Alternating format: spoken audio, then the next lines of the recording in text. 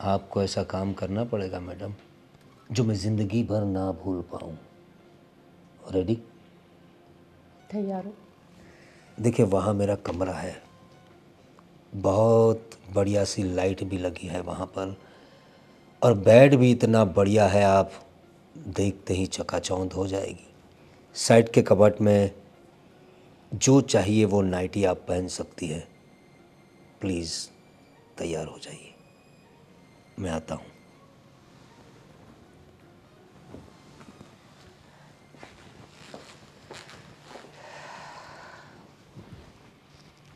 निकलना। इतने दिनों से पैसे लिए वापस नहीं कर रहा है। अरे बाहर आ। आप जी कौन? आप कौन? जी मैं प्रवीण भाई हूँ। आप धर्मेश की? जी मैं उनकी वाइफ हूँ। वो भी घर पे नहीं है। मैं अज्जू भाई। आप जी बताइए, कुछ काम था आपको? काम तो है ना। जवाहर बेटा है। ठीक सर। देखिए, आपके पति ने मुझसे 10 लाख रुपए लिए थे ब्याज से। उस बात को अब 6 महीने के ऊपर हो गया है, न ब्याज आया न सूद आया। अब बताइए, आपके दरवाजे पे आकर आवाज़ न लगाऊं तो क्या करूं? आप देखिए, आपकी बात सही है, लेकिन इस वक्त वो घर पे नहीं है, तो फिर जब वो होंगे आप तब आ जाइएगा। तब तक इंतज़ार कौन करेगा? 10 लाख रुपए दिए हैं मैडम। हाँ, मैं समझ सकती हूँ। अभी हमारे बिज़नेस में बहुत ज़्यादा लॉस चल रहा है, इसलिए थोड़ी सी देरी हो रही है, लेकिन आप यकीन मानिए हम जल्द से जल्द लौटा देंगे। क्या आपको पता नहीं उसने मुझसे 10 लाख रुपए लिए थे? कुछ जिक्र नहीं किया आपको उसने? किया तो था, लेकिन कहीं ऐसा तो नहीं कि इन 10 लाख रुपयों का उसने कुछ अलग इस्तेमाल किया हो, किसी लड़की में या अय्याशी में उसने उड़ा दिए हो?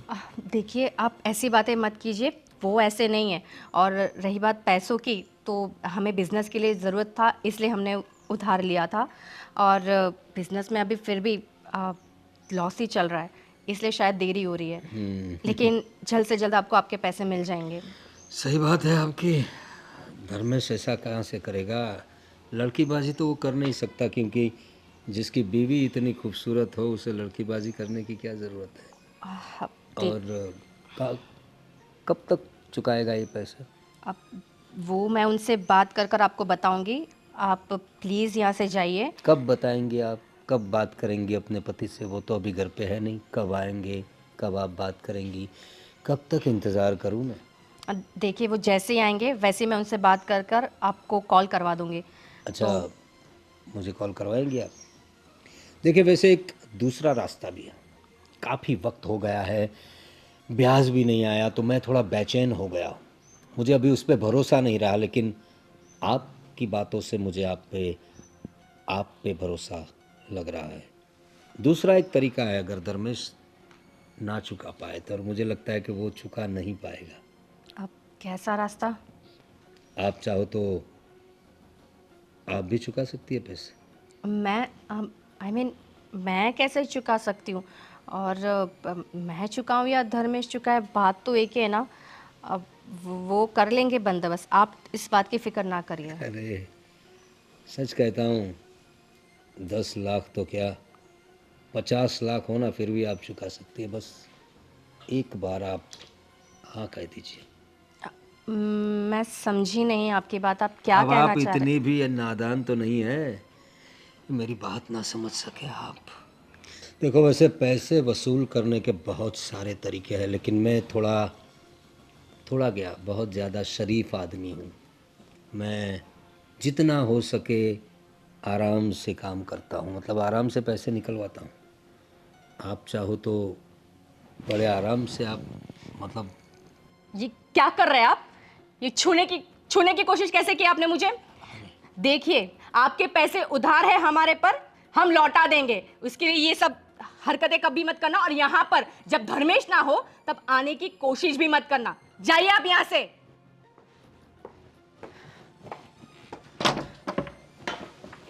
अरे वाह, जितनी खूबसूरत दिखती है उतनी ही तेज भी है।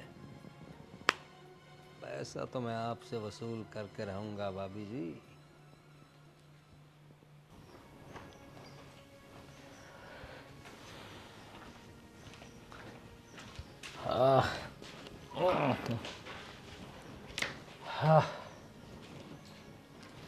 अरे शीतल, क्या हुआ? क्या टेंशन में हो? थक गई क्या काम करते करते? टेंशन में ना रहूं तो क्या करूं? तुम उधार ही इतना लेकर बैठे हो। तुमने 10 लाख रुपए उधार लिए, तुम वो कब लौटाओगे? अरे तुम्हें पता है वो उस 10 लाख वसूल करने के लिए कोई कोई अज्जू भाई करके कोई आया था। और तुम्हें पता है वो कैसी कैसी धमकियां दे रहा था, कैसी कैसी बातें कर रहा था वो। अरे सुन, मेरी बात सुन। तुझे टेंशन ना हो इसलिए मैंने तुम्हें बताया नहीं था कि मैंने अपने ये नए बिजनेस के लिए पैसे लिए थे, और इतने ज़्यादा लिए थे। पैसे लेने की ज़रूरत थी वो तो तुझे पता था, लेकिन 10 लाख इसके पास से लिए थे वो नहीं बताया, क्योंकि तू भी टेंशन में आ जाती है इसलिए। लेकिन धर्मेश, ऐसे लोगों से पैसे लेने की क्या जरूरत थी? कल को पता है ये पैसे वसूल करने के लिए मिस अगर हमें जरा भी देरी हो गई, ये पैसे वसूल करने के लिए ये लोग कुछ भी कर सकते हैं। घर की इज्जत पे हाथ भी। अरे देख देख, तू टेंशन मत ले, सब कुछ ठीक हो जाएगा। देख तू टेंशन मत ले। और तुझे तो पता है कभी बिजनेस भी थोड़ा स्लो चल रहा है तो कुछ हो नहीं पा रहा है यार। पर मैं हो सके उतना जल्दी कैसे भी करके वो पैसे दूसरों के पास से लेके इन अज्जू भाई को तो दे दूंगा मैं। इससे अच्छा है कि कोई टेंशन ना रहे। धर्मेश, अगर तुम कहो तो मैं अपने पापा से बात करती हूँ, वो तुम्हारी मदद करेंगे। शायद देख, तुम्हारी बात सही है, पर एक दो जगह पे मैंने बोला हुआ है, अगर वहाँ से कुछ नहीं होता तो फिर मैं तुझे बताऊंगा। तो तू पापा से बात कर, तो वहाँ से थोड़े बहुत आ जाए तो क्या, उसको हम पैसे दे दे। पर हर बार पापा से मांगना भी ठीक नहीं लगता। जब भी कुछ नया करता हो, कुछ रहता है, तो हर बार तुम्हारे पापा के पास ही हम पैसे लाते हैं, और हर बार मांगना ठीक नहीं लगता मुझे। पर मुझे तो ये ठीक नहीं लगता है कि ये अच्छू भाई टाइप के लोग घर पर आकर इतनी जोर से चिल्ला कर ऐसी बकवास बातें कर रहे हैं और पता नहीं कैसे कैसे धमकी दे रहे हैं। अगर किसी को पता चला, सुनो, अगर घर पर मेरे पता चला तो, और आजू बाजू नेबर्स को पता चला तो क्या इज्जत रह जाएगी हमारी। मेरी बात सुन, वो उसका कॉल आ रहा था, मैंने उठाया नहीं पैसे की वजह से, इसलिए वो घर पे आया होगा। पर कोई टेंशन मत ले, जल्द से जल्द मैं कुछ ना कुछ करके पैसे उसको लौटा दूंगा। मेरी 2-3 जगह पे बात चल रही है, वहाँ से आ जाता है तो मैं करता हूँ। लेकिन देख, तू ज़्यादा टेंशन मत लिया कर, ठीक है? और मैं उससे एक बार बात कर लूँगा कि कुछ भी हो जाए घर पे आके ऐसे चिल्लाए ना, और घर पे आने की ज़रूरत भी नहीं है, मैं पैसे दे दूँगा उसको। ठीक है, तुम्हारे लिए कुछ लाऊं? तुम्हें कुछ चाहिए? थका हुआ हूँ, एक काम कर, अच्छी सी चाय पहले पिला दो, उसके बाद आराम से खाना खाएंगे। ठीक है, मैं तुम्हारे लिए अदरक वाली चाय बनाती हूँ।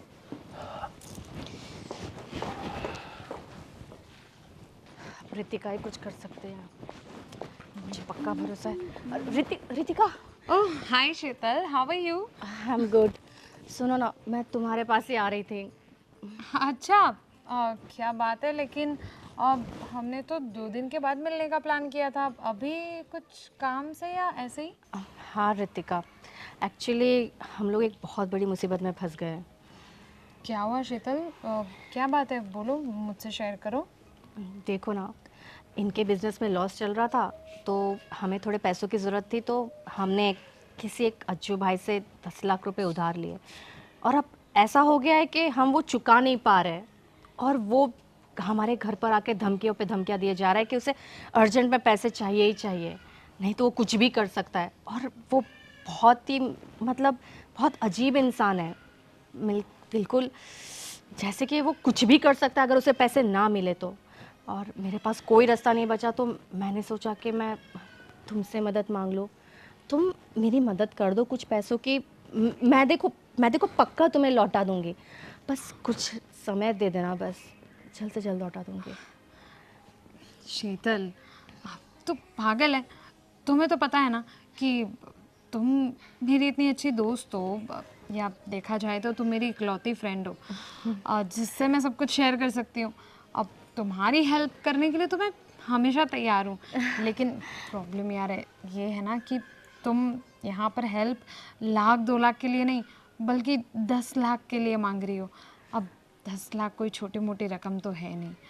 और रही बात ये जो भी तुम भाई वाई का नाम ले रही हो यार, देखो सिंपल सी चीज़ है, मैं ये सब लफड़े में नहीं पड़ना चाहती।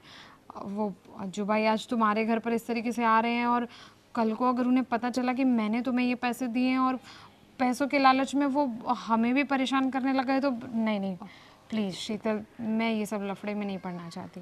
देखो ना रितिका, नहीं ऐसा कुछ भी नहीं होगा, कोई तुम्हारे घर पर नहीं आएगा। मैं किसी को पता ही नहीं लगने दूंगी कि तुमने मेरी मदद की है। बस सिर्फ एक बार मदद कर कर मुझे इस मुसीबत से निकाल दो, मैं फिर कैसे भी करके तुम्हें तुम्हारे पैसे लौटा दूंगी। बस मुझे इस मुसीबत से निकाल दो रितिका, प्लीज़। शीतल यार देख, मैं तो तुझे ये मुसीबत से ज़रूर निकाल देती, पर तू जानती है ना, ये पैसों वाली सब चीज़ें जय हैंडल करते हैं, तो मेरे हाथ में थोड़ी ना सब है। अब तू ही सोच कि मैं जय को कहूँगी कि शीतल को इतने पैसों की ज़रूरत है, अब तो वो कहाँ से, मतलब वो तो मुझे यही बोलेगा कि यार 10 लाख इतनी बड़ी रकम किसी को देना, तो मेरी फ्रेंड है। अब जय तो तू जानती है ना, उनका थोड़ा नेचर कैसा है, और देखा जाए तो वो भी अपनी जगह पे सही है।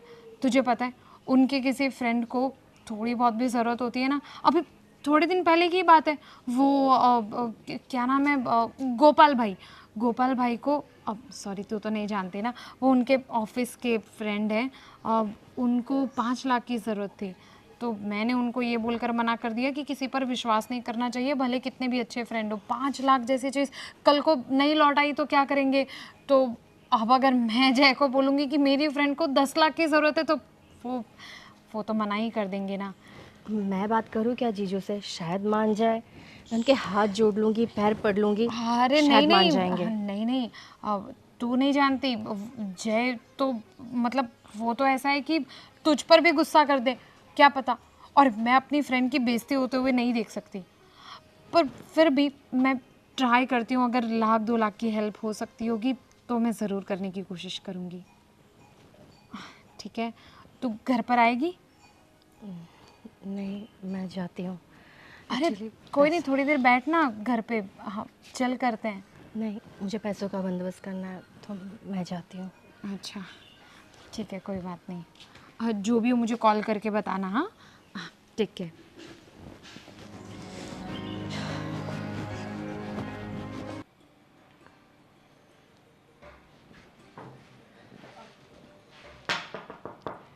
अरे तुम, क्या मैं अंदर आ सकती हूँ?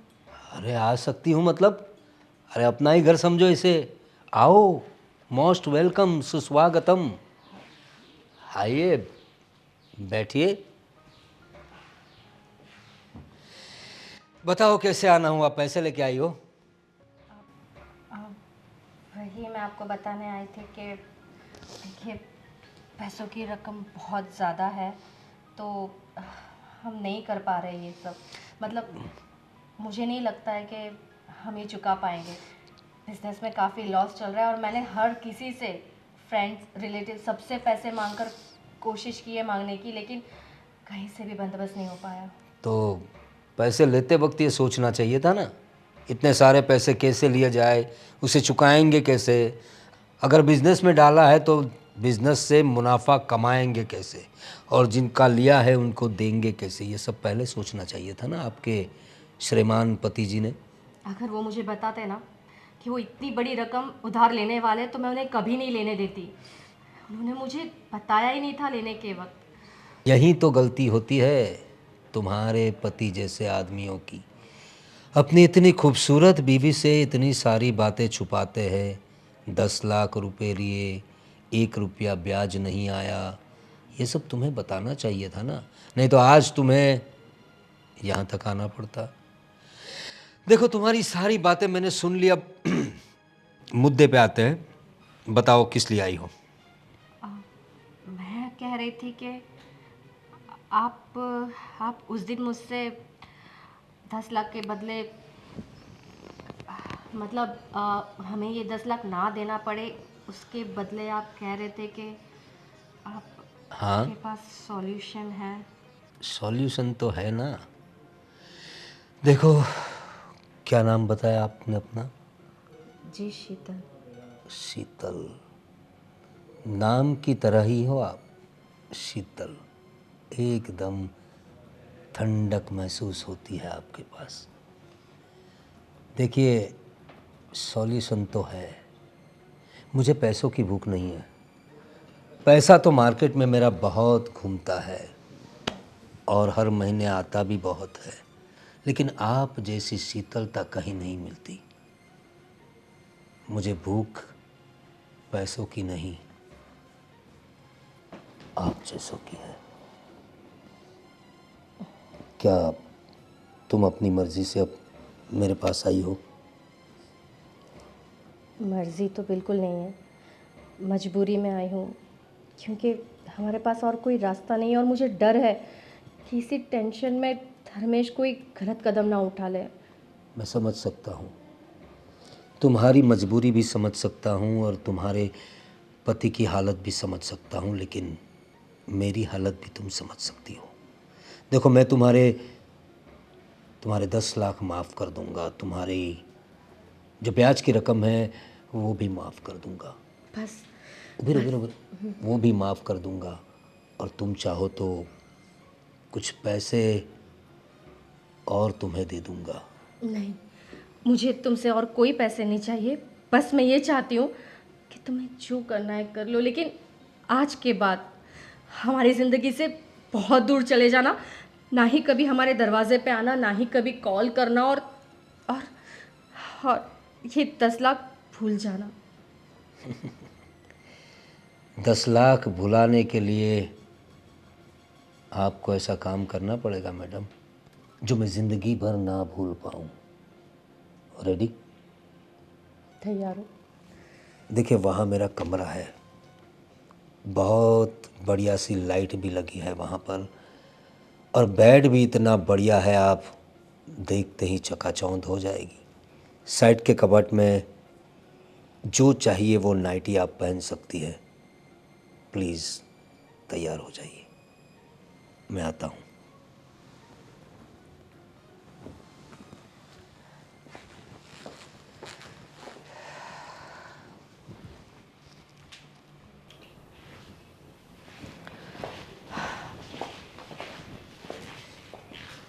क्या सोच रहे हो धर्मेश? धर्मेश, हाँ, क्या सोच रहे हो? अरे कुछ नहीं, वो अज्जू भाई वाला ही टेंशन है। बहुत सारी जगह पे ट्राई किया, लेकिन कहीं से कोई पैसे का इंतज़ाम ही नहीं हो पा रहा। अब तुम्हें टेंशन लेने की कोई ज़रूरत नहीं है। टेंशन लेने की कोई ज़रूरत नहीं मतलब? क्या हाँ। कहना चाहती हो तुम? हाँ, हमारे सर के सारे टेंशन दूर हो गए। मैंने अज्जू भाई के 10 लाख रुपए चुका दिए। 10 लाख रुपए चुका दिए मतलब? कहाँ से लाए पैसे, कैसे दिए? अरे मैं इतनी जगह पर, सब जगह पे इतना सारा सबके साथ कांटेक्ट किया, सबके पास मांगे पैसे, फिर भी नहीं चुका पाया। और तू कैसे चुकाए तूने पैसे? कहाँ से लाई तू इतना ज़्यादा पैसे? धर्मेश, ये सब मत पूछो।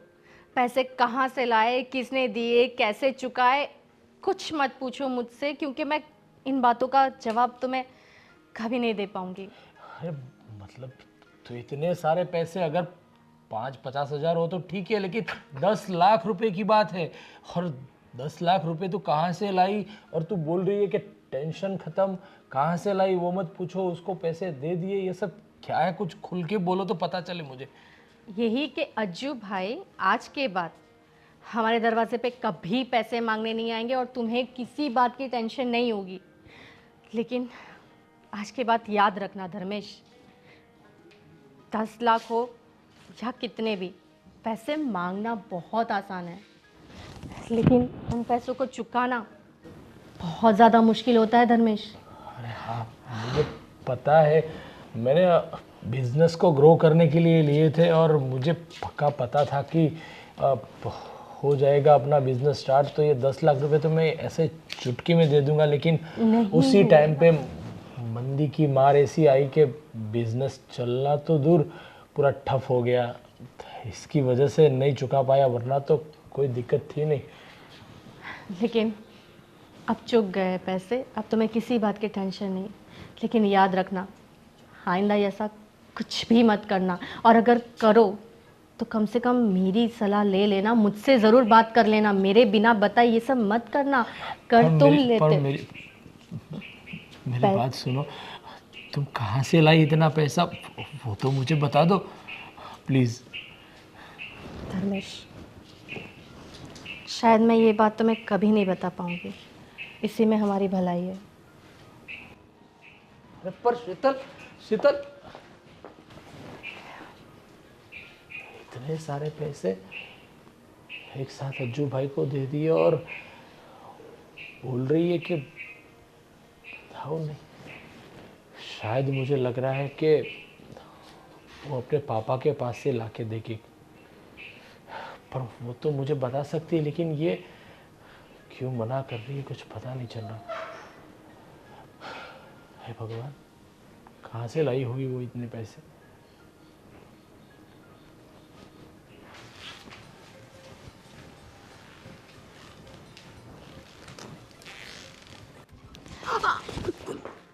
ये हटो यहाँ से, क्या कर रहे हो ये?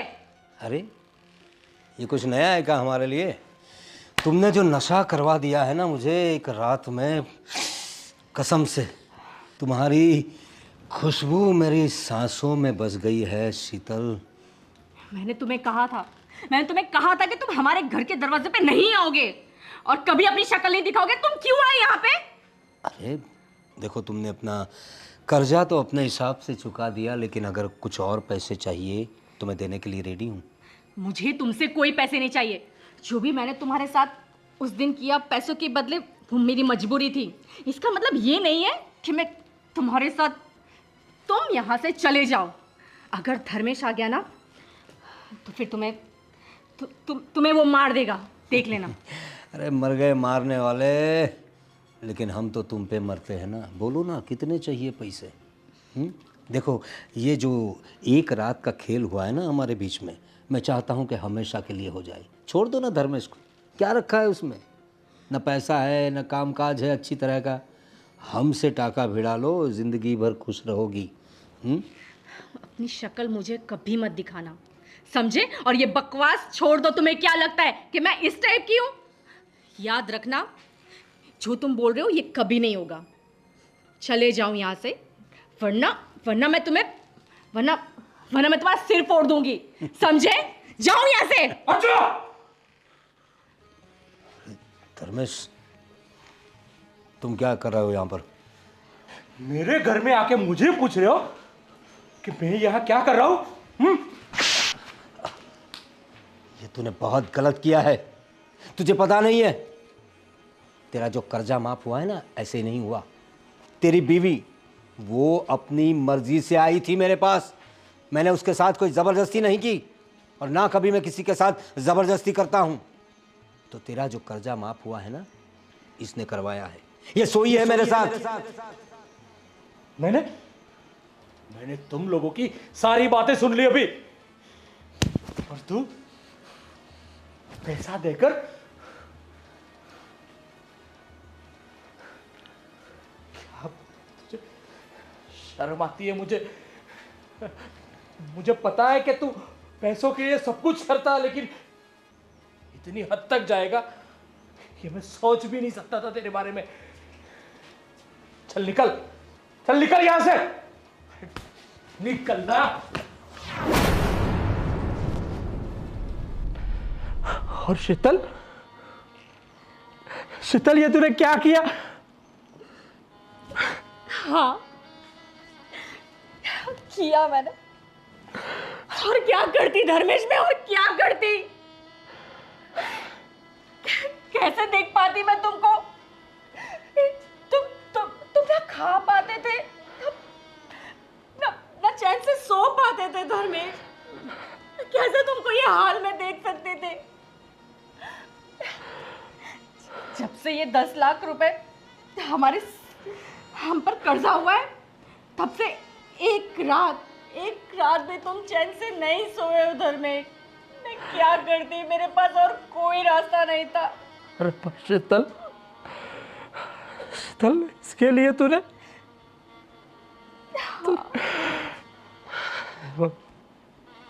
भगवान मुझे कभी माफ नहीं करेगा। नहीं धर्मेश, ऐसा नहीं है।